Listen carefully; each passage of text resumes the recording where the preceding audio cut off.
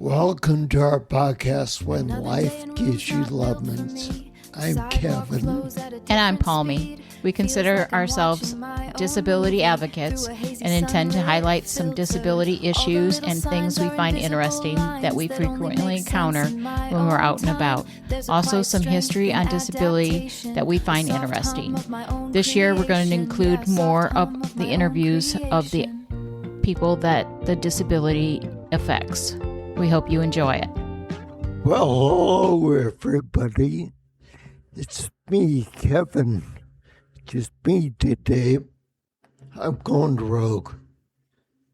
Palmy's outside selling the rest of our belongings before I move. And we're going to talk about female hysteria. So, just a word of caution to adults who may be supervising children listening. This may not be the content you want them to hear. Okay, you have to imagine that you're back in the 1900s and you're visiting a doctor with a problem.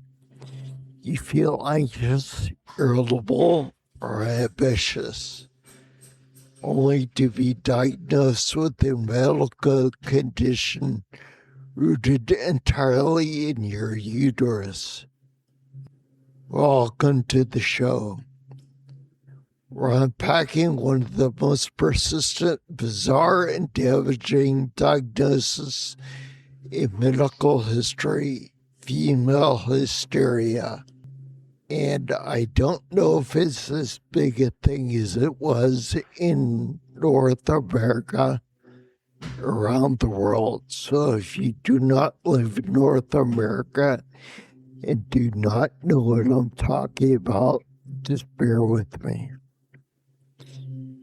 You'll get the gist of it soon enough. Okay, the ancient Greeks made this word for uterus from the Greek word uterus, hysteria. That was by Hippocrates and Plato. Okay, they introduced the concept of the wandering womb.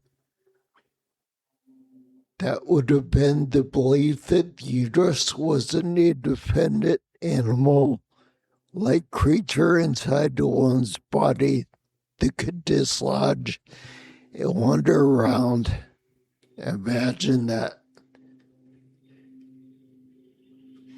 This would choke other organs and would cause physical and emotional chaos.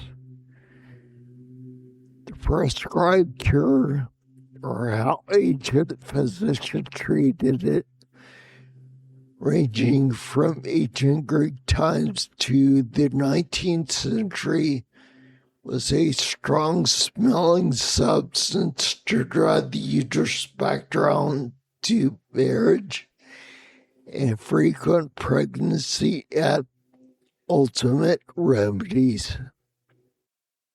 Okay, the 19th century explosion. I imagine that was because women were becoming more vocal, more commonly are expressing their interest in women's issues in common society.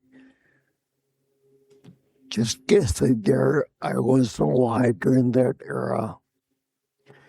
But you have to imagine that in Victorian England and America, where hysteria reaches peak medical popularity,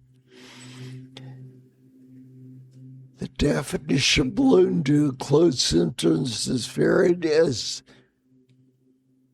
nervousness, shortness of breath, insomnia, and loss of appetite.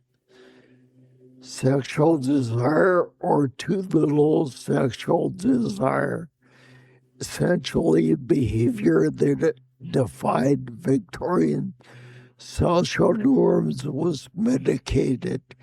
In those days, they had medication called laudanum. It was an opiate derived from the heroin poppy. In the doctor's office, because of the polite society you're raised in, he didn't really open up too much about all these things. And imagine you're being diagnosed as hysteria and being treated with pelvic massage or vibrators, exploring how medical professionals treated the condition under the guise of inducing hysterical paroxysm. In other words, what we would term today as an orgasm. If you want to go back to brief famous case studies, briefly touch on how real women, writers, archivists, or those suffering from postpartum depression or epilepsy were frequently mislabeled and institutionalized under this umbrella. Okay, the decline came when Freud, Dr. Sigmund Freud, and other modern deconstruction doctors specializing in studying the mind began shifting the package from a purely physical uterine malfunction to a psychological condition affecting both men and women, though disproportionately diagnosed in women. You have to remember that in those days, men could take their urges to a brothel or just force themselves upon their wives. They were considered their property. Okay, up until the 50s, when actually women started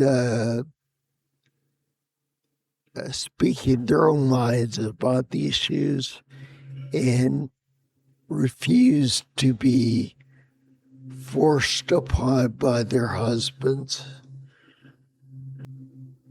Okay, our final thoughts concerning this are going to be the fact that all this could be prevented by good sex life, but that was not usually tolerated by the men of the era who called the shots. So the women were kind of left to their own devices, literally.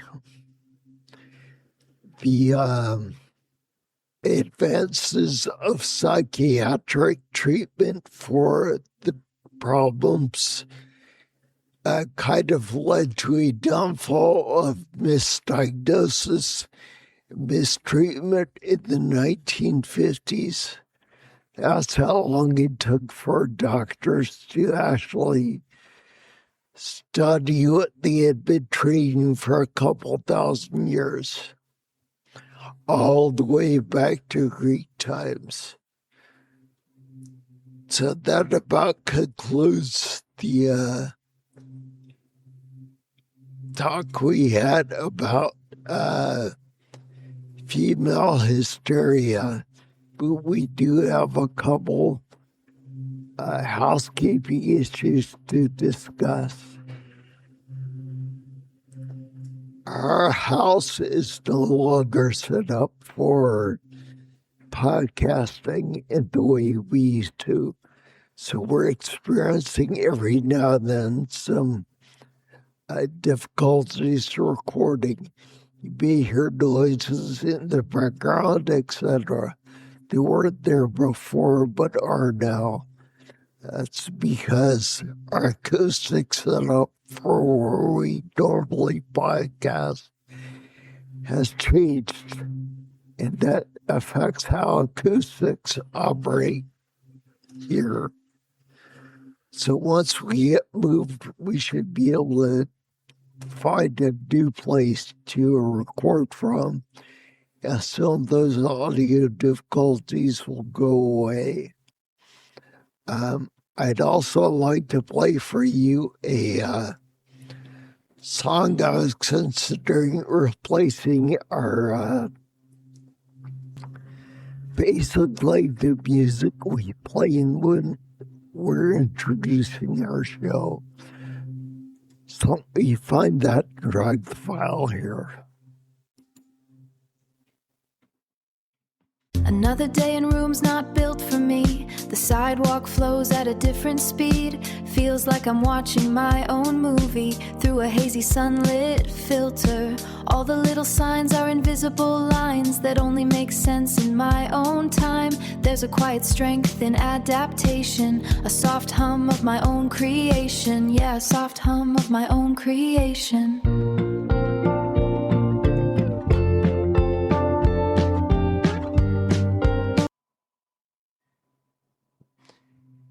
Now, this should be about the right length. However, Pommy feels the lyrics will muddle up the part where we're talking. So we're going to see how it works today. As long as you are still hanging in there. When you go back to the very beginning, this will be the song that we play. I'll play this song in its entirety if it sounds very muddled. And the good news is it's very hard for me to find copyright-free music to use for the podcast. This is indeed copyright-free because I created it myself on AI. If you go to an AI that says it creates songs, they actually charge you for a license to use it. I did not use such an AI. I used an AI I use already. So this was totally on my own. And just let me know what you think. Shoot me an email or fan mail. I'm also very excited about our Facebook page. We're getting quite a few people on there, and I'm not sure all of them speak English. So I'm not sure all of them are listening. So what I would like to see from everybody on the Facebook page is take the flag emoji or a picture of a flag from your country and post it on the Facebook page. That kind of gives me a estimate of how many people actually listen from other nations, not just North America or England. If you'd like to download episodes from previous months or years, or just see what we were talking about in previous seasons, you can always download the episodes from our website at www.whenlifegivesyoulemons.net. Thanks for listening. Talk to you next time.